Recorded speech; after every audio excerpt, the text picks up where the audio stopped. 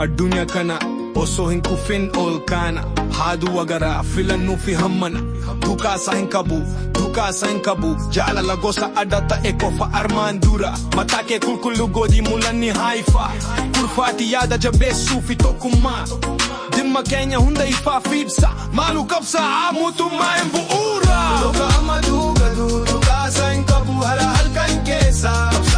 kapsa gara bul durati hidata jaba kufin dabne jabadu kufin dabne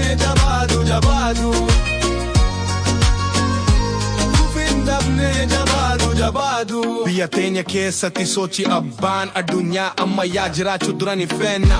diga keenya qabeenya keenya hawaasa fardini walii utuun tijjin galaana fi lafa tokkummaa lammii walitti dhufe guyyaa gamtaan qilleensa turraatti ibsa abbaana ol kaana dukaasa hin ta'uu firisa armaa loka amma dugadu dukaasa hin qabu hara halkan keessa qabsaa gara fulduratti hidhata jabaa kufin dabne jabadu kufin dabne jabadu kufin dabne jabadu hojii fi qabsoo daandii keenya dibba dhukkuba yikan dadhabbina kaayu barana yaadu fi baasa jaala bakka hunda haaloo fi qabeenya addaan baafadu si anta biifi maan pinna bulti dhugaa ellee madda dhukaasa hin ta'u ni beeksisu jaalala gosa adda ta'e muuti amansiisu loka amadu gadu dhukaasa hin qabu hara halkan keessa qabsaa gara fulduratti hidhata jabaa kufin dabne jabadu kufin dabne jabadu kufin dabne jabadu dhugumaan qabna yaada ijaaru addunyaan kun bultii kayyuuf ajaja dhukaasa hin ta'u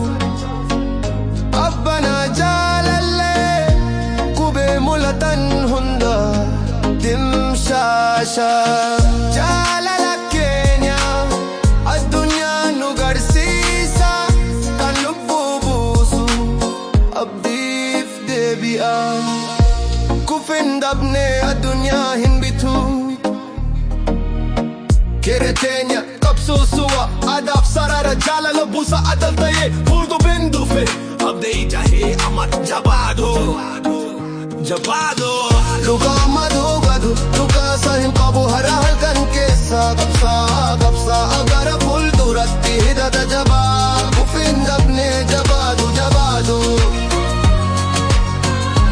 kufin dabne jabadu kufin dabne jabadu